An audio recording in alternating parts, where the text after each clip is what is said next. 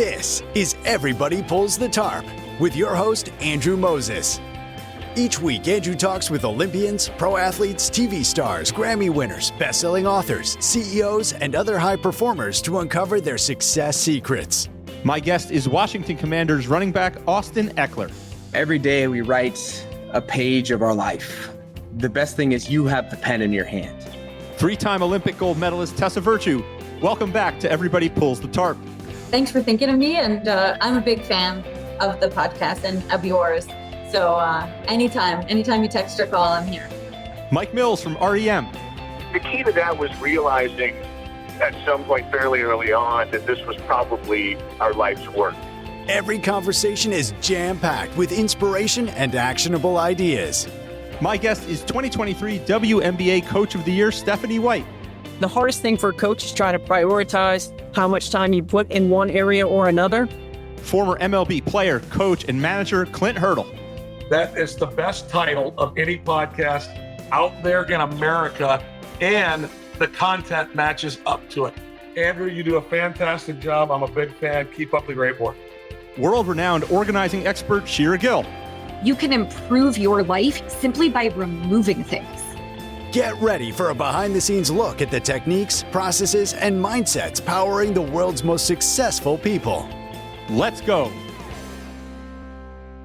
Hi, friends, and welcome back to Everybody Pulls the Tarp. Well, listeners, today's episode is a must-listen for parents, educators, government officials, and community leaders. And even if you don't fall into one of those categories, I highly recommend that you listen to this week's episode as well, because what today's guest shared with me is data, research, and a call to action that we all need to hear. Listeners, this week my guest is neuroscientist, educator, and best-selling author Dr. Jared Cooney Horvath. Jared specializes in human learning and brain development. He is the author of 6 books, including his latest book, The Digital Delusion: How Classroom Technology Harms Our Kids' Learning and How to Help Them Thrive Again.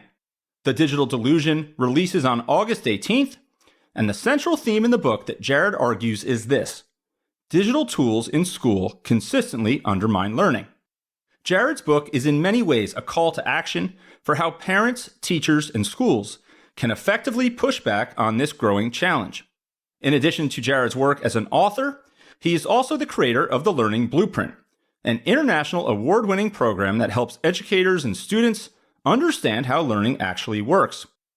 Jared currently serves as the director of LME Global, an organization dedicated to bringing cutting-edge brain and behavioral science to educators, students, and communities. Jared has conducted research and taught at Harvard University, Harvard Medical School, and the University of Melbourne. Jared has also published over 50 research articles and has worked with more than 1,000 schools around the world. His work has also appeared in The New Yorker, The Atlantic, The Economist, Harvard Business Review, and many, many more. In the conversation you are about to hear, Jared shares a deep dive on the data, research, and most importantly, what he believes that we all can do about it. This is a really important and timely conversation, and I am so grateful to Jared for taking the time to share everything that he shared with me. I hope you take away as much from this one as I have. Oh, and one more thing. This podcast is presented solely for educational and entertainment purposes. It is not intended to be a substitute for the advice of a physician, psychotherapist, or other qualified professional. So, let's pull the tarp and get straight to Dr. Jared Cooney Horvath. So, Jared, where I want to begin, the premise of your new book, The Digital Delusion, is that digital tools in school consistently undermine learning, and that this book is in many ways an action plan for how parents, teachers, and schools can push back with purpose. So let's start here. What is specifically the problem, Jared, and how did we get here? Frame it all up for me. Oh, goodness. Okay. The problem is, and I do not mean to offend anyone here, this isn't an angry accusation or anything. Gen Z is the first generation in recorded history to be less cognitively capable than their parents. Since we've been recording cognition since the late 1800s, every generation outperforms their parents on measures of memory, attention, critical thinking, creativity. And the reason for this has always been school. By and large, we cut our cognition at school. Each generation spends more time in school than their parents. Ergo, more school equals better cognition. Sweet. Until today, our children spend more time in school than we did, but they have dropped on basically every measure we have, from literacy and numeracy and science straight through to basic memory functions and general IQ. And so the problem has been, at least from the research angle, why the heck is causing all of this? And the biggest argument we've landed on then has been the tools we are using within school to drive that learning and teaching. As you likely know, anyone who's got kids, ed tech, digital technology has proliferated schools incredibly, especially after the COVID pandemic. And unfortunately, we just don't learn very well from digital technology. So we see this clear line. We've got a tool that's harming learning. Can we do something about that to restore basic learning and cognitive function in schools? Jared, can you take me back to your biggest, most meaningful aha moment around this? Was there one metric? Was there one study? Or was it just a lot over a long period of time? Take me back to that moment. No, I love it. What I say, so I've been teaching how humans learn for a long time at university. And we've always known that tech is just not good. Since 1962, we got data saying tech doesn't work for learning. But I never really gave it much thought. Like if you took a course with me at university, we'd learn about learning all semester. Towards the end, like the last week of class, we'll spend 1 hour saying, let's take all we know about learning. Tell me about digital tools. Good, bad, indifferent, discuss. And that was about as far as it went, because if you know learning, tech kind of stinks for it. But then COVID hit. Everyone went tech necessarily. It became a Band-Aid. Better tech than nothing. If we're locked in our home, we might as well do something. But COVID ended and no one ripped that Band-Aid off. And I saw a stat that said 88% of schools in the United States after COVID adopted one-to-one computer programs, meaning 88% of public schools in the US were handing kids laptops or tablets and saying, now you'll learn better. That was about the moment when I said, okay, we got to nip this thing in the bud, because it's going from small problem to prominent, statistically very measurable problem all across the US and then across the world, and it got worse and worse. If you had to pick one stat, and sorry, I could talk about this all day in case you can't tell. Please do. I'm learning There's a ton. one specific test we have called the PISA, which is an international test given to hundreds of thousands of ninth graders around 90 countries around the world. And in 2012, it was the first time they gave that test. It tests kids on science, reading, and math, where they also included measures of digital technology use for learning in schools. And that graph is basically a straight line down. Kids who never touched tech in school did best. Kids who used it for up to an hour did next, up to 2 hours next, up to 3. It was basically this straight line. And I thought, that's interesting. You look in 2015, the exact same graph. 2018, the exact same graph. So those, if you can ever look up impact of digital tech learning on PISA performance, that's the most blatant punch in the face. You can't miss that trend. And it just forces you to go, okay, more tech, less learning. What's going on? Let's frame up education technology. How are we defining it? So you're including in educational technology the laptop that's issued by the school, that's got the barcode from the school, that's approved. And what else is in kind of this bucket of technology that students are engaging with? No, that's good. That's perfect. So the official definition we're using is any student-facing digital technology that has internet access. So that means if you have a teacher-facing technology, like I'm a teacher that uses slides, like on PowerPoint a lot, but no one touches that but me, so we're not talking about that. Or if you, like I worked in a medical school, so we have a surgery simulator. If you're a medical student practicing surgery on that, there is nothing else you can do on that tool but the surgery thing. You can't check your email. You can't listen to music. It's just a dedicated tool for one thing. So we're not talking about that, but anything students have access to that also has internet access, that falls under this category of ed tech. And then I guess my next question is, you've made the case on that, you've talked about these charts that are going downward, all of this data, all of these aha moments. Let's talk about the why. So why is this happening? I think you've got two big questions there. One is, why did we ever get here in the first place? And that's a huge discussion on big tech and infiltration in schools and who makes decisions in schools. But if we want to focus on the why, the mechanisms, why is digital technology so bad for learning? That's where I get to come in. There are dozens, if not hundreds, of mechanisms.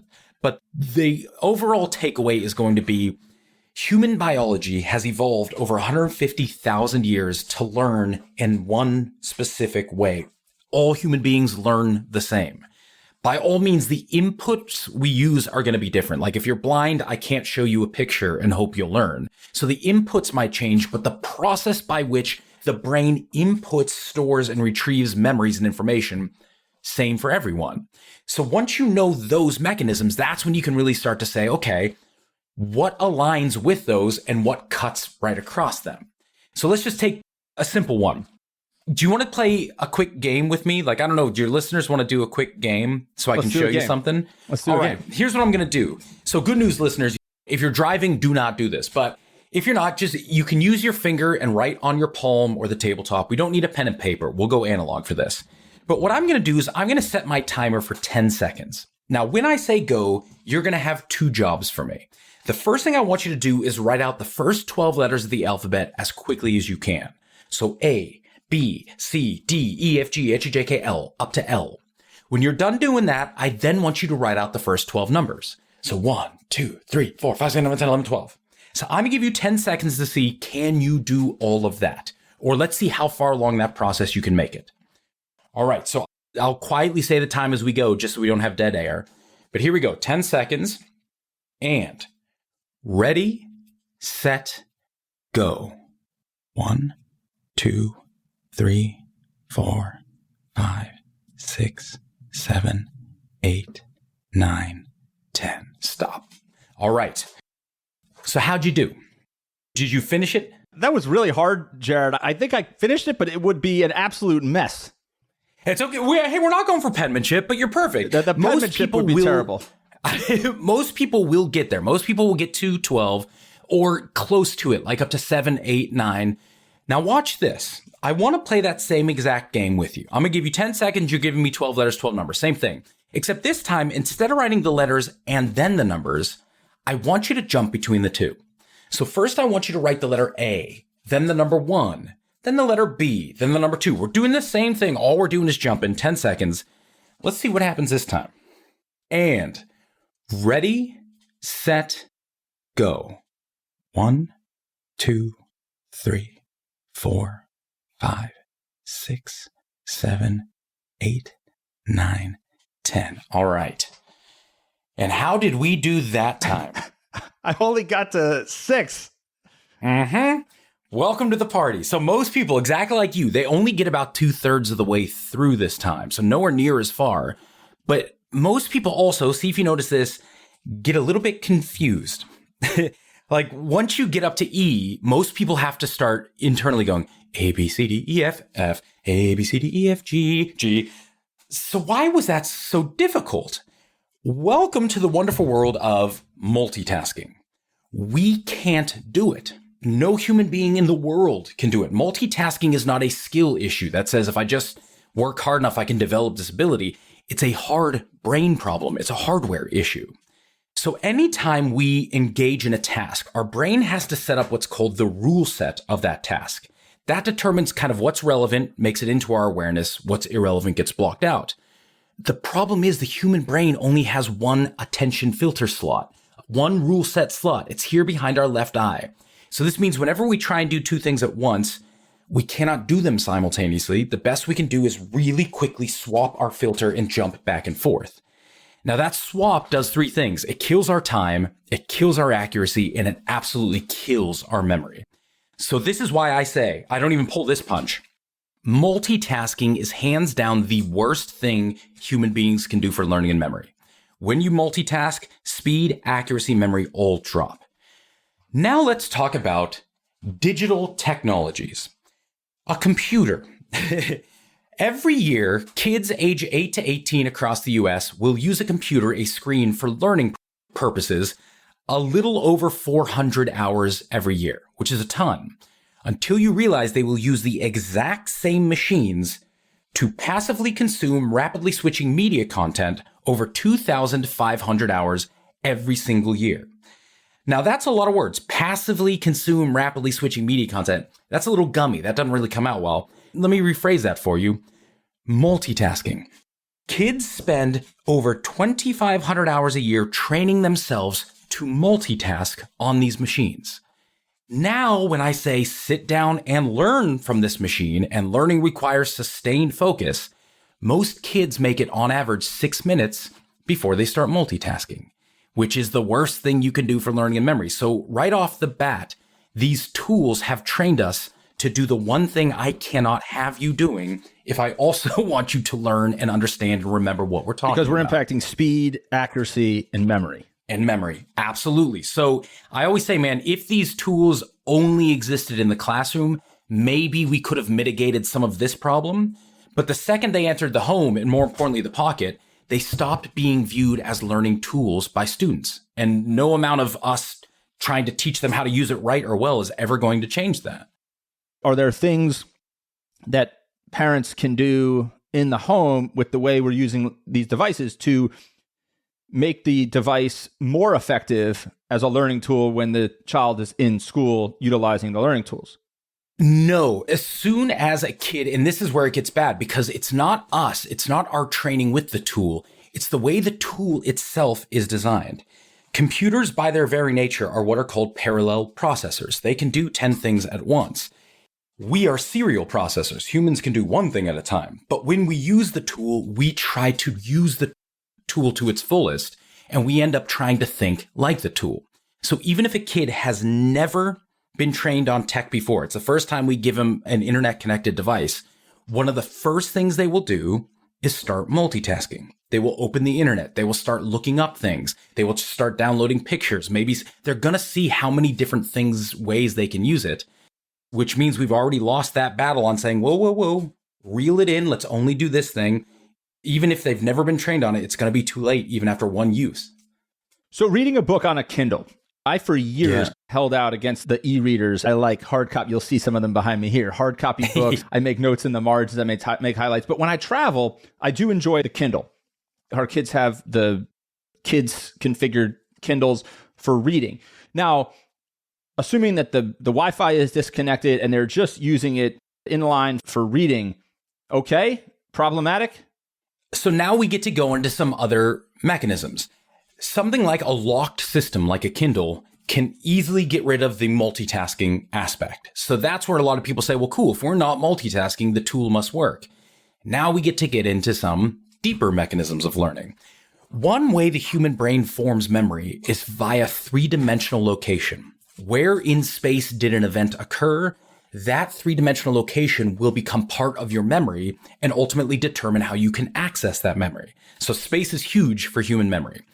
Books, hard copy books, have unchanging, clear three-dimensional locations. Until this book burns into dust, the word what will be halfway through the book, left page, top left-hand side. It ain't going nowhere. That space becomes part of my memory and dictates how I can use it. This is why if you're an avid book reader, you know when you finish a book, you might not be able to verbatim say everything you read, but you will know exactly where in the book any important thing occurred. Like you can flip almost immediately to that quote you're looking for. When I read that same thing on a screen, the word what will pass through the middle of the screen or the bottom of the screen, go through the middle, disappear out the top. There is no three-dimensional location. So an entire aspect of human memory gets dumped. So this is why when we scroll on a screen, after about 5 minutes, the brain tells you, man, I'm not getting any of this. I don't know where to put any of this. So we just start skimming. We stop reading and basically just start looking for keywords. A Kindle comes in and does exactly what you'd expect. It splits the difference. It's not as bad as a scroll on a screen, but it's not as good as a hard copy. Why? Because a Kindle, two things. A Kindle has an XY axis. It has two axes, but it doesn't have any depth. You never know how far through the piece you are, and that depth starts to harm your memory a bit, or that lack of it. The other thing a Kindle lacks then is what we call physicality, tactile. Touch matters to us, turning a page matters to us, and recallability. So this book is sitting right here on my thing. Every time I glance over at it, I see the cover, and that cover reminds me what I'm reading. Oh, yeah, I can't wait to get to that tonight. Oh, I just finished that part. Because a Kindle has only one cover, a big brown blob of a cover, you lose those in-between moments where you get these little blasts of recall, and you think, oh, what am I reading? So Kindle, not as bad as a screen, but when you understand learning, you realize not as good for learning as a book, in which case, sweet, go back to textbooks, change nothing else. If you just had textbooks, learning will go up. I have much better recall of books that I read, hard copy, paperback, hardback books versus the Kindles. It's not that I don't remember anything. I also think the other piece is I find it much easier to get immersed in a book when it's a hard copy book, maybe for some of the reasons that you just described, versus the Kindle. Yeah. Like, I move through books that are like I'm holding in my hand hard copy faster than when they're on the Kindle and return to it more often. Exactly that. We've got training. We grew up on hard copy books. So we've trained ourselves. When you read a book, you sit down and you read a book. If you've never trained yourself on a book, I can imagine a kid would pick up a hard copy and they might not be able to sustain for 30 minutes because they're just so used to other things. But just like us, we can retrain our kids to say, yeah, when you have a book, you read. When you have a screen, you play. Ne'er the two shall ever meet. So what would you say to the parent who the kid says, I don't like to read if it's books, but I like to read on my Kindle? Is reading on the Kindle better than not reading at all from a literacy and learning perspective? Oh, by all means, you can say, look, when it comes to digital technology, it's not that you can't learn from it. By all means, you can. We do it all the time. It's just that learning is weaker, shallower, and less transferable than other forms of learning. So by all means, you can. It's just like for every 2 hours you try and learn online, you probably could have gotten the same thing in 30 minutes or an hour if you just did other live situations. So it's by all means, if it's the choice between nothing and tech, use tech. Something will be better than nothing. And I guess that was the point you made about the COVID pandemic era, where it was the Band-Aid was put on. That was far better than nothing and shutting down schools for a year at a time. But they didn't take the Band-Aid off, and there's not enough balance once we've returned. Boom. Once we remember, okay, we have other options now, use the option better suited to your outcome. And if your outcome's learning, tech almost will never be that that tool. I'll say too, I think this is an important point. When it comes to learning, human beings are notoriously bad at knowing what works. We are really good at knowing what feels right.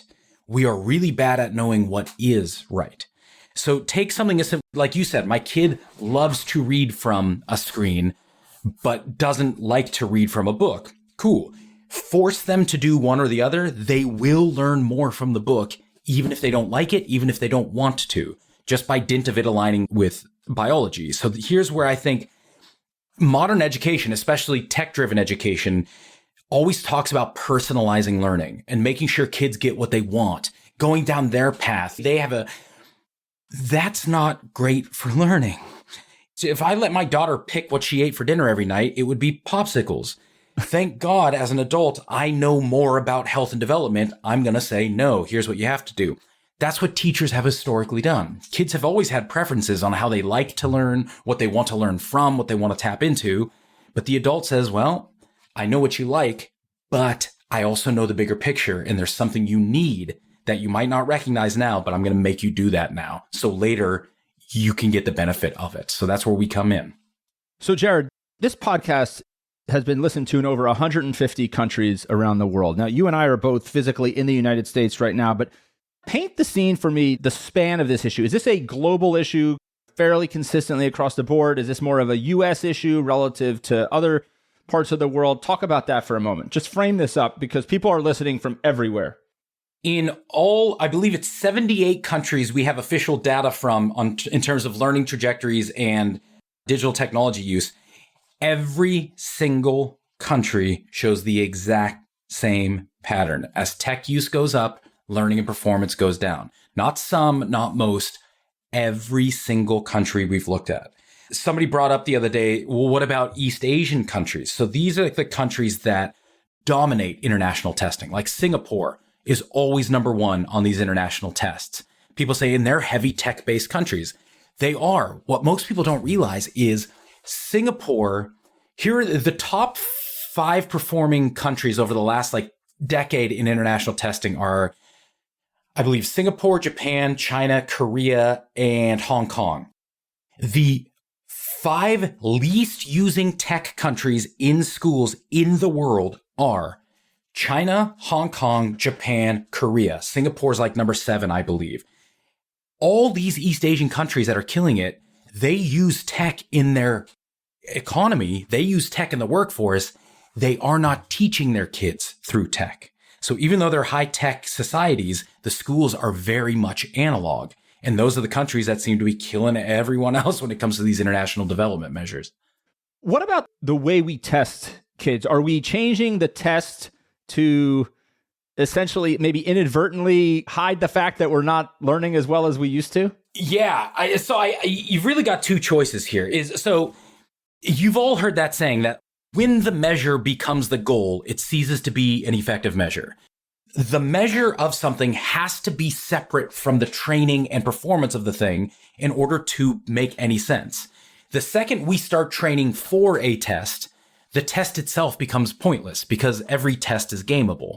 So when we started seeing things drop, there were 2 kind of responses. One was start teaching to the test.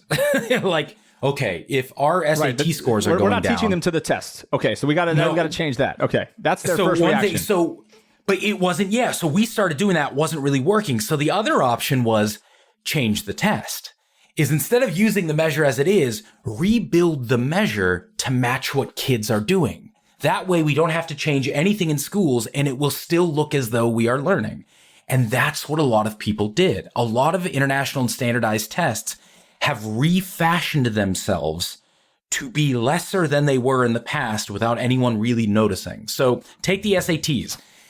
When we were young, the SATs had a reading comprehension section. This is read a passage of about 750 words, answer 10 to 12 questions, usually inferential about that passage, do that 5 times, reading comprehension. Cool.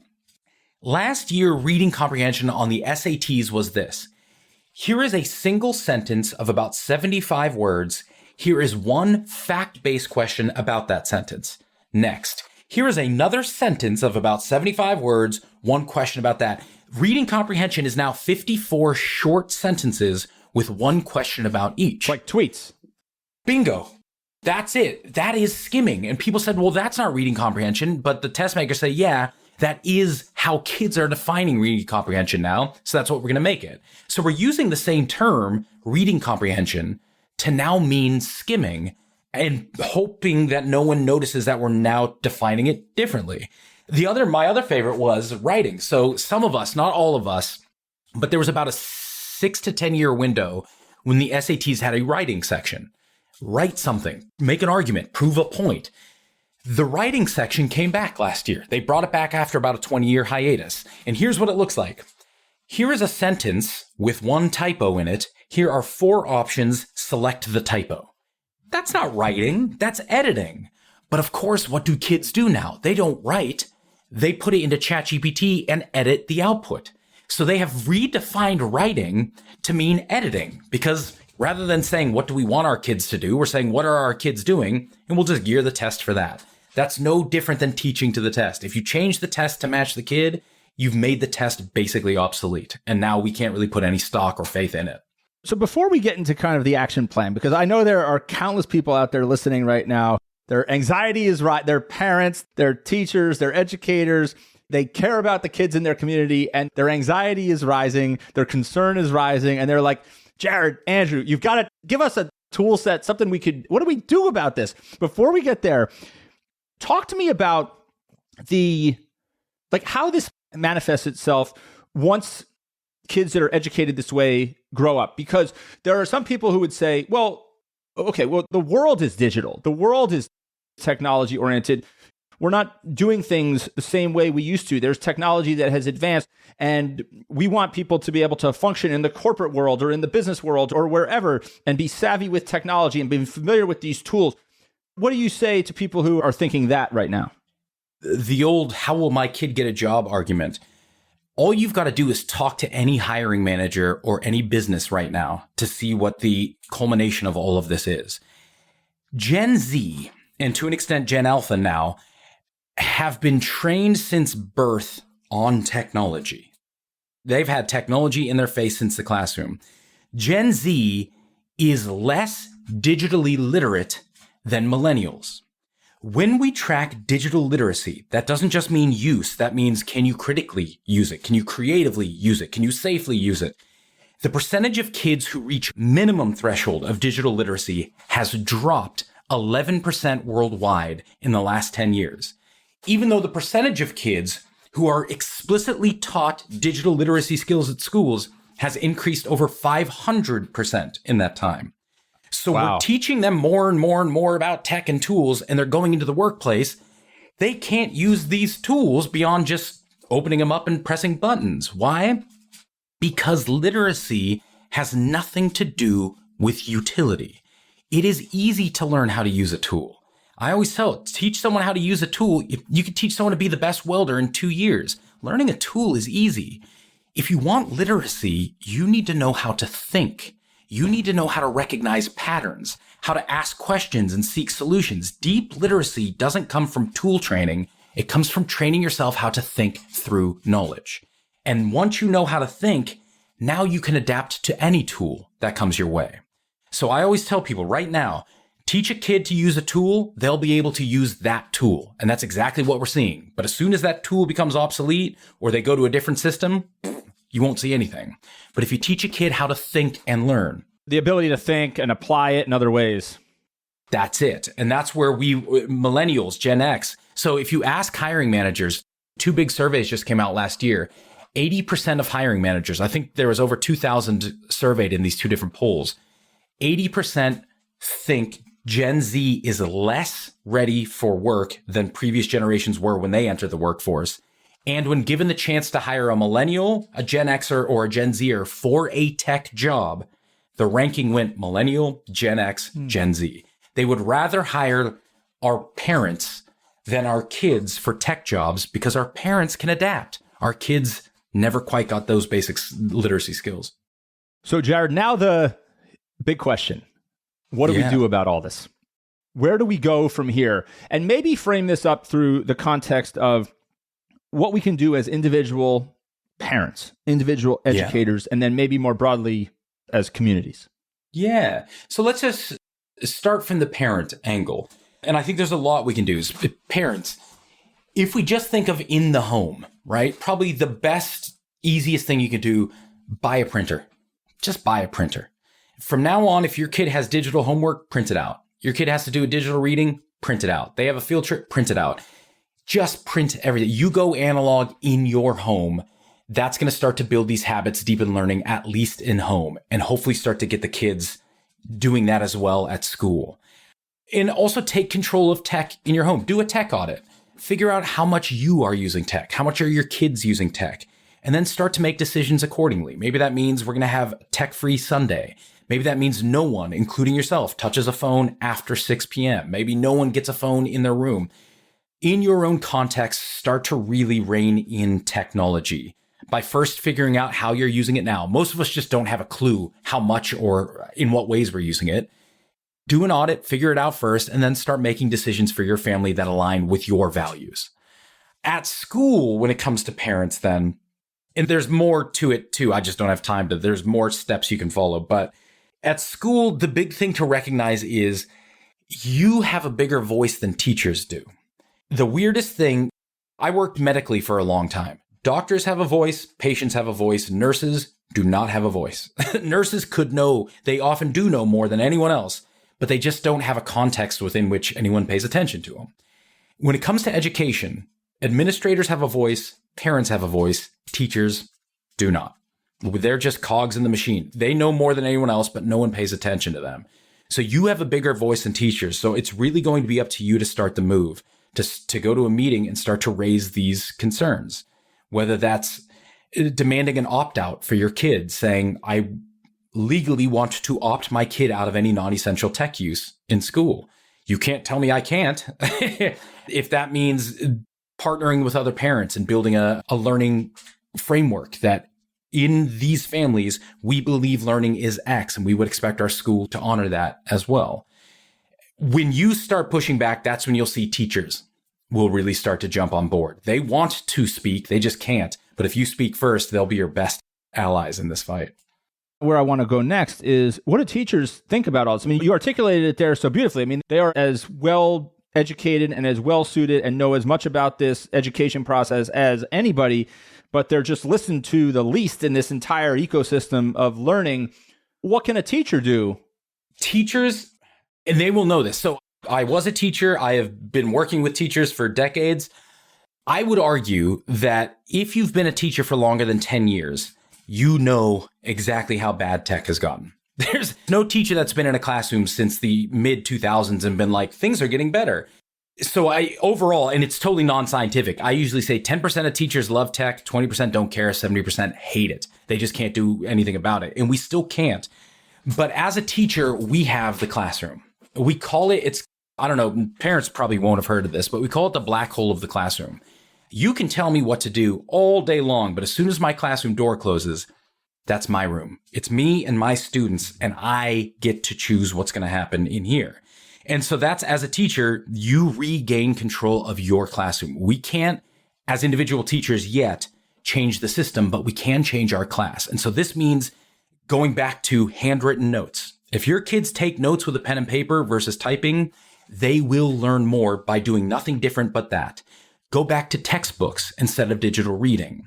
When you're using PowerPoint slides or handouts, do not put text on those. Human beings cannot read words while listening to somebody else speak at the same time. We don't have the brain for that. So go back to design elements that work with learning instead of away from it.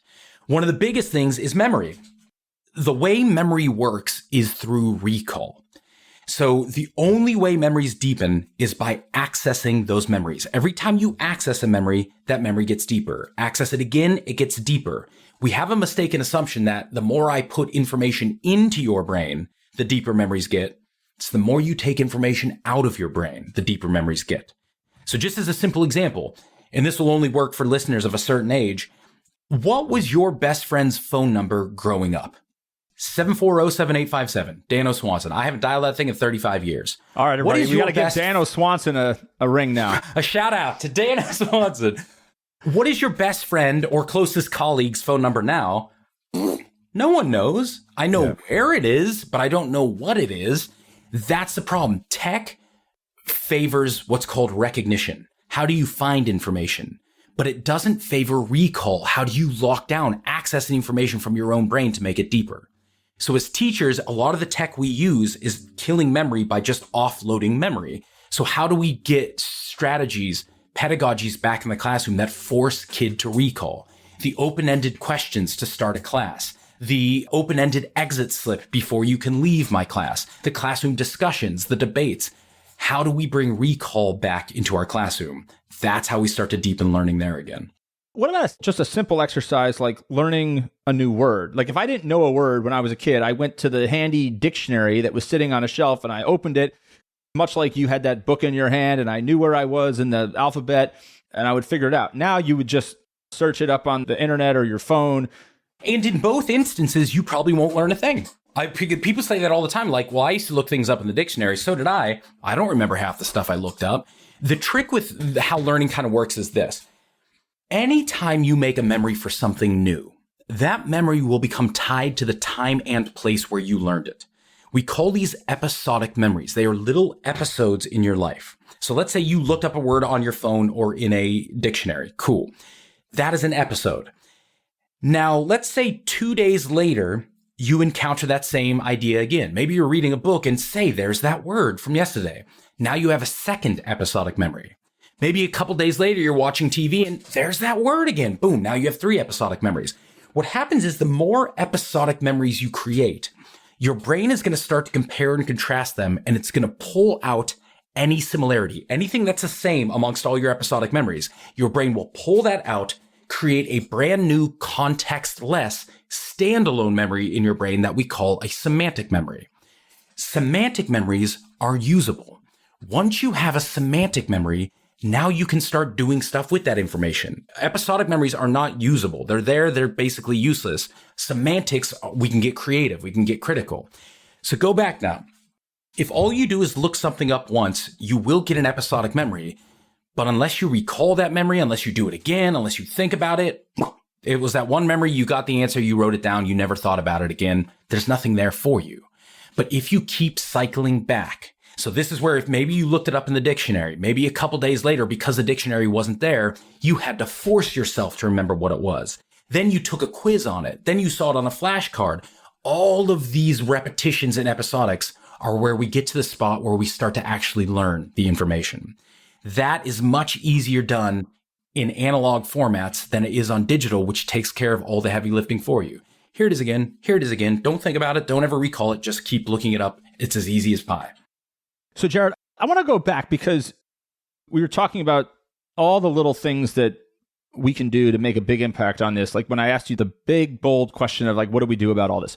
And you had said there were a lot more things that you could add in terms of specifically that parent cohort, but we don't have time. I want to go back there for a second because I want to recant for you what you said. And I want to ask another question on this topic. So you said the simple things, or not simple, but like some of the most kind of foundational and basic things, get a printer and start printing things out at home, do that audit, and then make changes in your lifestyle and in your home that kind of align with your values. And then in certain instances, you can tell a school that I want to opt out of any non-essential technology-based learning. But let's dig a little deeper. Let me ask it this way. If someone's listening right now, they say, I don't want to opt my student out of something at the school. I just simply want to start the conversation with the educators at the school. What would you tell them to say to the principal, the administrator, the teacher? How do you start that conversation? Yeah. And I think this is good. Go to your board, go to your administrator from an angle of curiosity. If you go to them attacking, they'll probably go on the defense. Not much is going to happen. But if you go there and say, hey, you know what? I heard this podcast. I read this book. There's a discussion going on now about ed tech. So I'd just like to talk to you about tech use in the school. And I think the first place to start with schools, and there's a second place to go, but just start here, is can you tell me concretely how much time kids are spending on digital technology per day in your school? 9 times out of 10, the answer is going to be no. No one's ever tracked that data in most schools. So you can just say, cool, why don't we just do a little experiment together? Let's just get a survey. Let's get a tool. And the two of us together for the next week, let's just track how much time kids on average use tech in this school. And so you turn it into this exploration. We're not making decisions yet. Let's just, if people are talking about ed tech, let's see what's going on here. What you'll find is kids are using tech way more than they should in schools. And so that's when you then get to go to round 2, which is, okay, in all fields, we basically require 3 things. One is efficacy.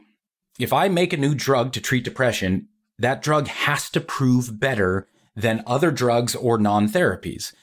So we can say the same thing with ed tech. If we're going to use these tools for learning, do we have data or evidence that it works?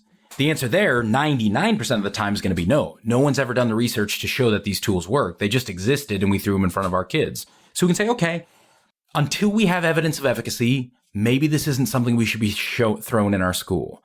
The other 2 angles then are evidence of safety. Is it collecting data? Is it selling that data? Is it making profiles?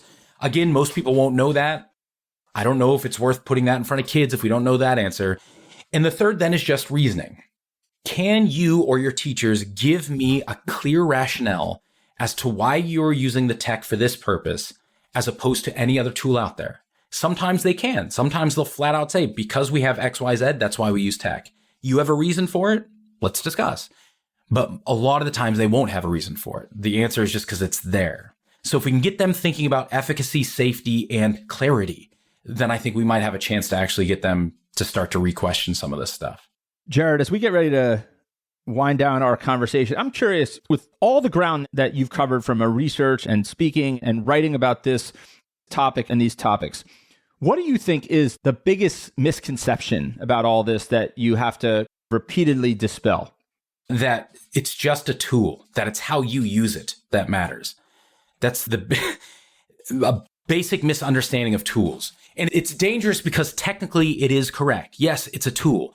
This cup doesn't do anything. A computer doesn't do anything without us driving it.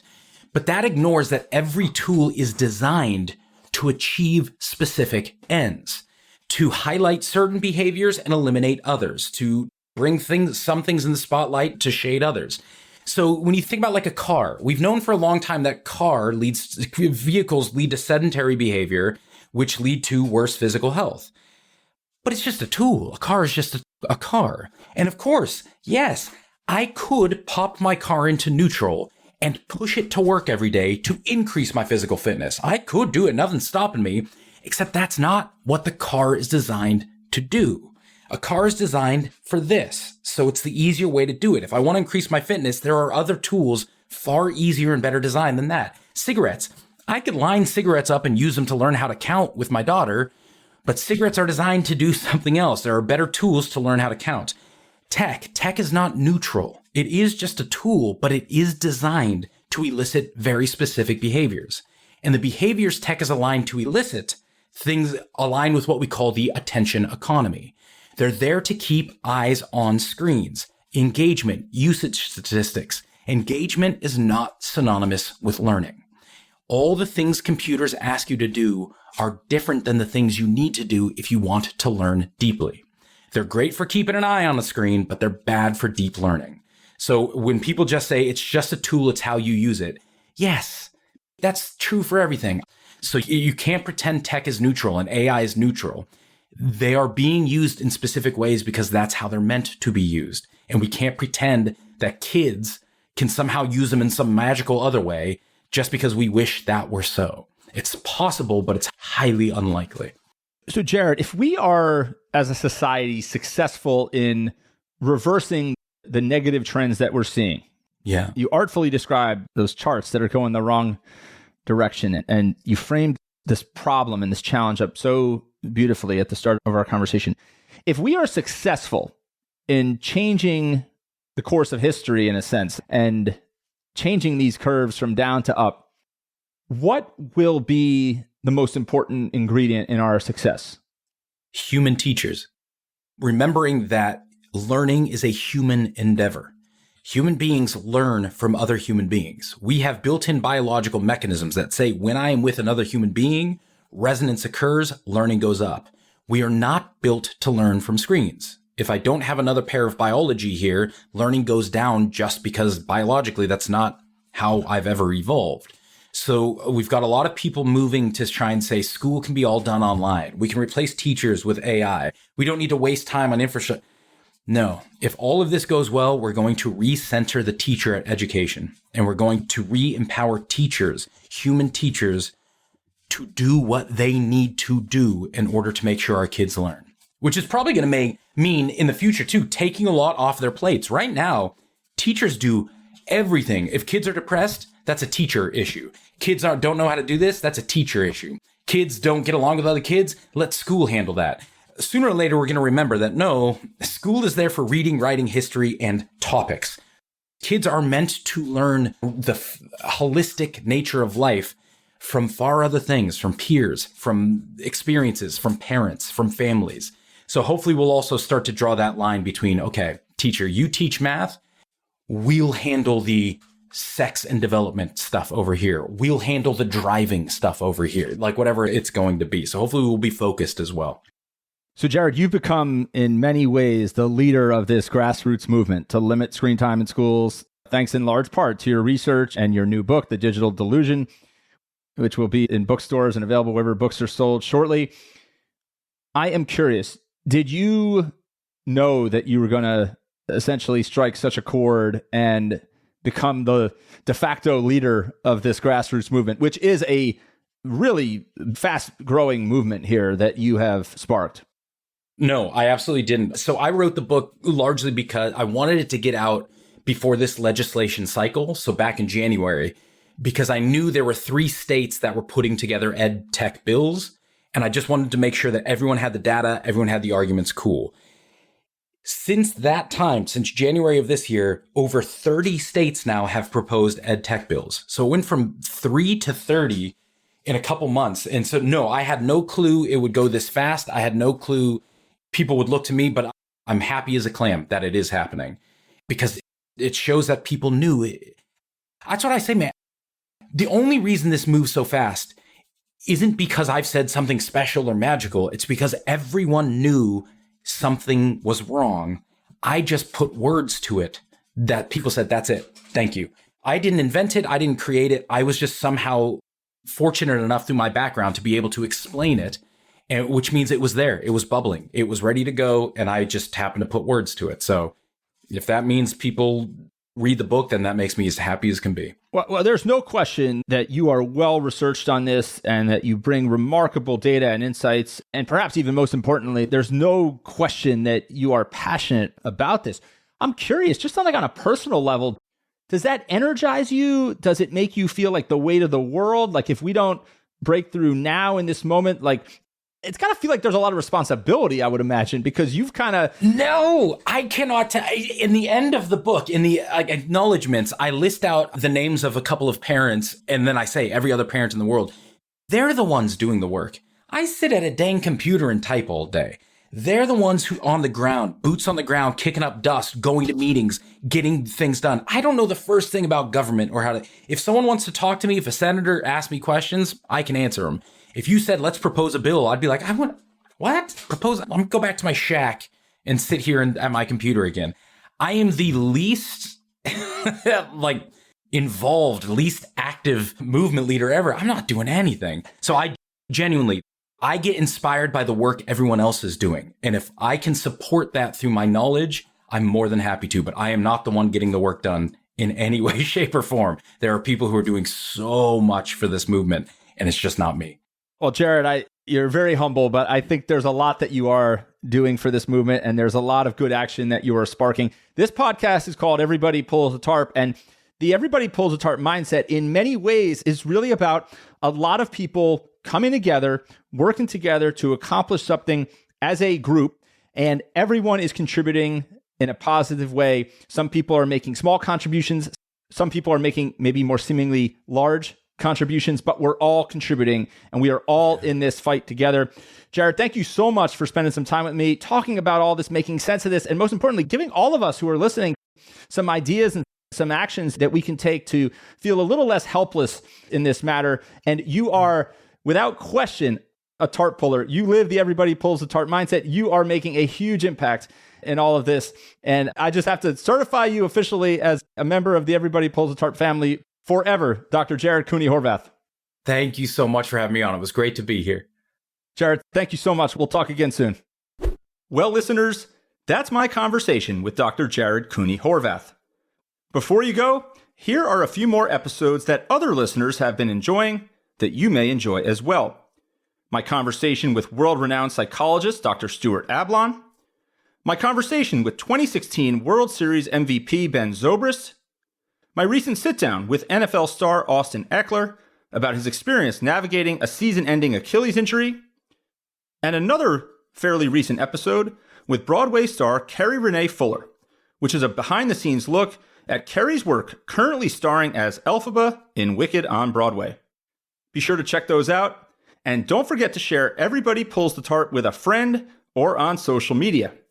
I appreciate you, and I am so glad that we are all on this journey together. Keep pulling the tarp, and we'll talk again soon.